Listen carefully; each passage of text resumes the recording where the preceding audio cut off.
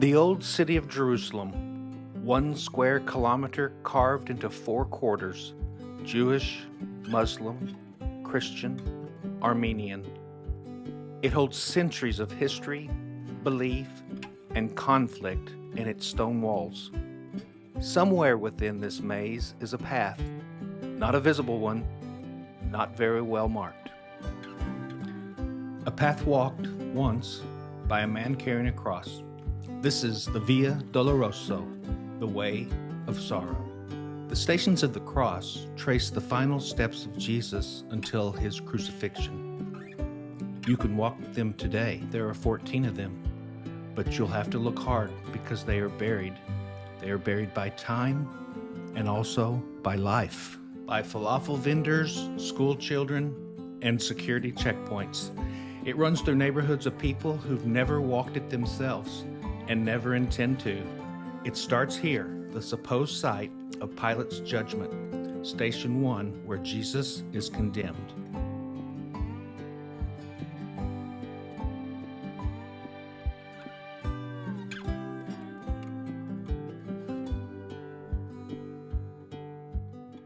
A group of locals stare at my son as they walk by, the weight of history barely registering in their eyes. A narrow alley. You could miss it if you blink. Jesus takes the weight of his death here. He takes up his cross at the second station, at the monastery of the flagellation. We remember the moment when Jesus was scourged, whipped with 40 lashes before being forced to carry the cross. The chapel here depicts his suffering, a painful prelude to his crucifixion. Unnoticed now beneath satellite dishes and drying laundry. Beneath the monastery, the Lithostrotos, the ancient Roman street, lies hidden. These stones, worn by centuries of footsteps, are believed to be the very pavement Jesus walked on after his flogging. Sitting here, it's easy to feel the weight of history, a silent reminder of the pain and sacrifice that occurred so many years ago. And while there is great debate whether Jesus is God or the Son of God or 1/3 of God in the Holy Trinity or just an extraordinary man, but there's little to no debate about the crucifixion itself. The death of Jesus is not disputed. He, along with thousands of other rebels, were killed during the Roman occupation. Mass crucifixions were used as a form of control to punish rebels and to intimidate anyone following in their footsteps. The third station is just a wall marking the first time Jesus fell. The fourth, a small chapel in honor of his mother, Mary. The fifth, a stone worn smooth by pilgrims' hands. It was here a man helped him carry the cross. Jesus stumbles, Mary weeps, Simon steps in. But today delivery carts roll past. No one pauses. Friendly Arab locals smoke the hookah, play backgammon, cook, and chat while waiting for customers.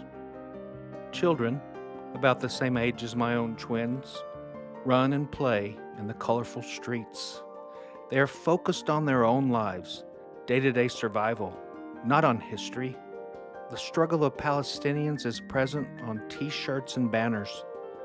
We enjoy their juice and hot coffee. We marvel in the colorful hookah shop.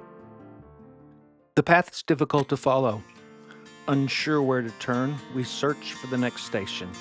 Like Jesus, we stumble along, but we admire the sights and sounds of the market. There are no signs to guide the way, no fanfare, just locals, tourists, and faded graffiti. As we walk deeper into the Jewish section, the atmosphere shifts.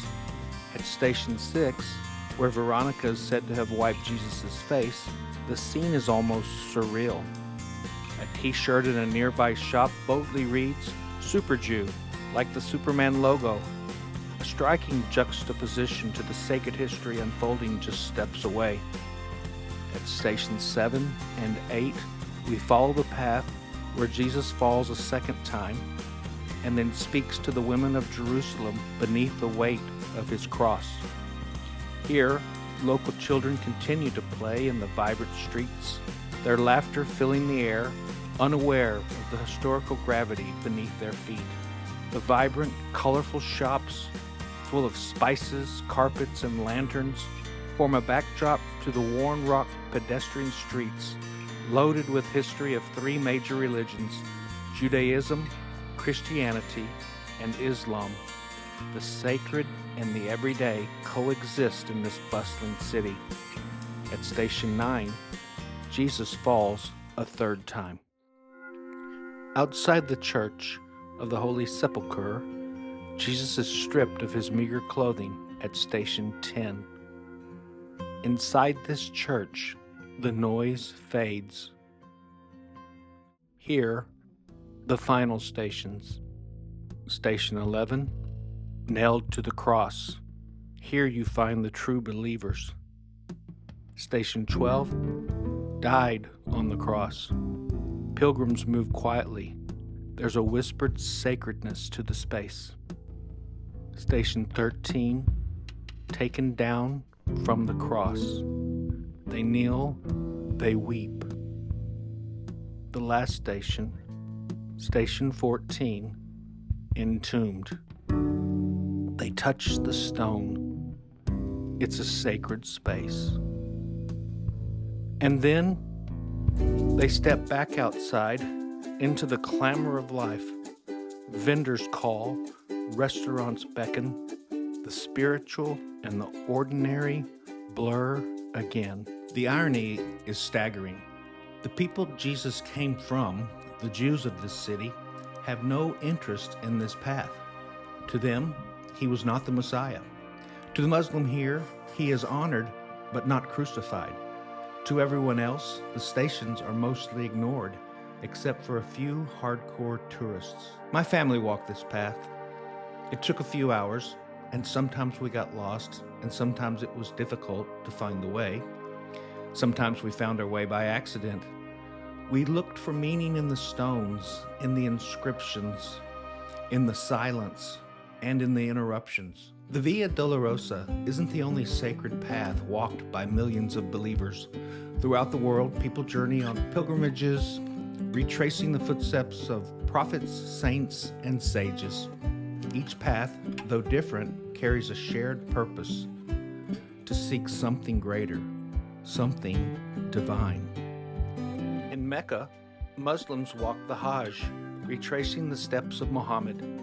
Here, every step taken around the Kaaba is a step toward purification and submission to Allah. The Hajj is about more than just a journey. It's about shedding the weight of sin, and in many ways, it mirrors the struggle and transformation found along the Via Dolorosa. In Bodh Gaya, pilgrims walk around the Bodhi tree, seeking wisdom, compassion, and inner peace. Just as Jesus' path was one of sacrifice, Buddha's journey was one of awakening, the pursuit of the end of suffering. But these are only a few examples. Paths of Hinduism, Shingon Buddhism, Christianity, Judaism, and Islam are all sacred journeys in their own right.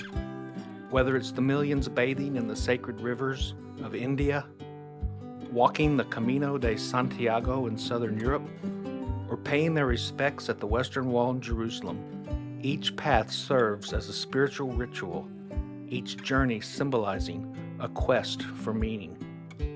Yet, despite the countless sacred paths across the world, many of these roads are often divided, separated by culture, history, and belief. And while each tradition points toward a divine truth, the paths rarely converge. And maybe that tells us not just something about belief, but about the human need for it, searching for something larger than ourselves, something that unites us rather than divides us, even as our paths go in different directions. All around us, people are searching for truth, for transcendence, for some deeper meaning in their lives. But they follow different paths shaped by tradition, cultures, and belief. And instead of converging, these paths take us further away from each other. They don't unite us, they divide us. They create walls, visible and invisible, between people who claim to be seeking the same thing, faith. And yet, under the noise and the difference, there's something deeply human here. A shared need to believe in something greater than ourselves, even if we can't agree on what that something is. In the old city of Jerusalem, almost everyone is religious, but they walk different roads, rarely the same one, rarely together. And maybe that tells us something not just about belief, but about our longing to find it, and how far apart we sometimes are in trying. After we walked the Stations of the Cross, a surprising encounter. We ran into Bill Maher, filming a segment for his show, Religulous, which questions the absurdity of religion. It felt like the perfect, ironic capstone to our journey, a reminder that as we walk these sacred paths, we are all searching for truth, questioning, and trying to make sense of the mysteries of life.